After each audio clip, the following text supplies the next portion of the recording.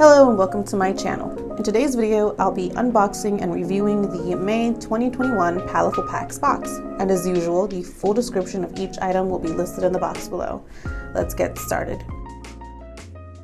First things first, as always, let's take out our sticker and put it in our sketchbook and get ready for some swatching. So the first thing in our box, and the star of our show today, is the Nicholson's Peerless Watercolors, the Autumn Chiu Artist Edition, which retails for $25. They do have the names and they're labeled on the back. And to swatch these, I'll be using our next item in the box, which is the Marabou Fluid Arts brush set. These are fillable brushes that you unscrew and fill with water or fluid mediums such as a watercolor, alcohol, or ink, and retail for $9.99. Now, I'm not the biggest fan of these type of brushes, but it really depends on the company who makes them. And I've never tried filling them with anything other than water, so maybe I'll give that a go in another video. One thing I can confidently say about these brushes is that they don't feel like other water or liquid fillable brushes that I've received in the past. These definitely feel a lot sturdier, and I didn't fill them with water in this video, but I did use it traditionally by dipping it in the water and spreading the pigment that way. I don't know if it's just me or if other people have this same problem, but either I don't add enough pressure to let enough water out, or I add just too much pressure and I end up just with a super wet brush.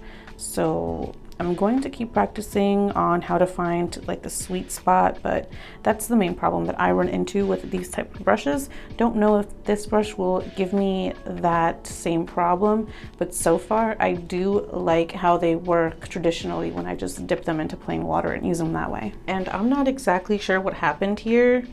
I thought that I was still recording my swatches, but apparently it cut off at some point, so here's just the finished swatches. So back to these paints.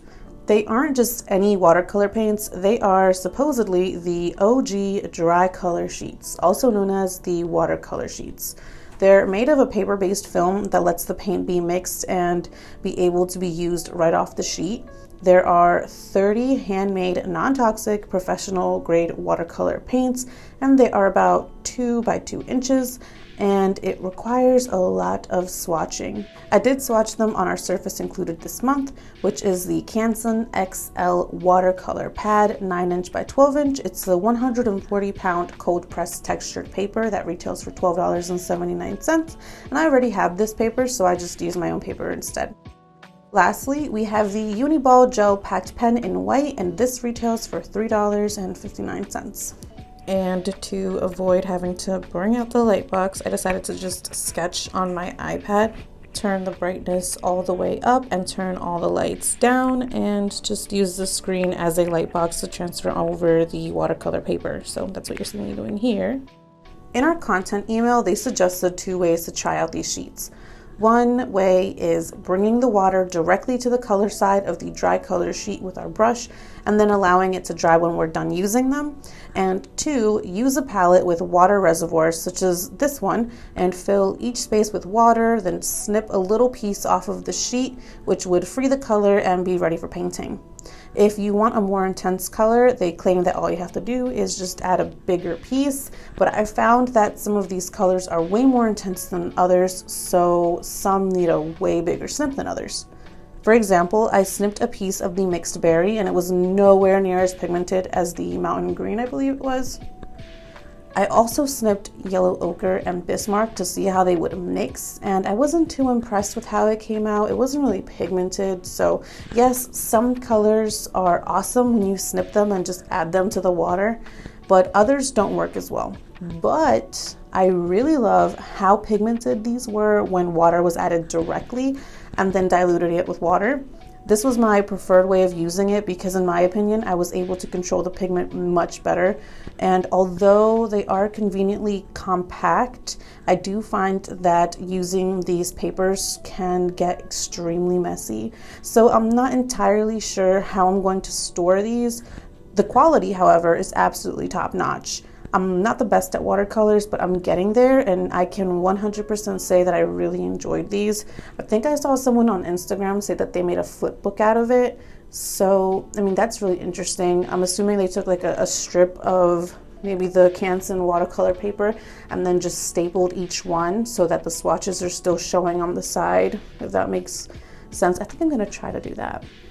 Anyways, as you can see, I am participating in Mermaid, and this is the 3rd day prompt suite.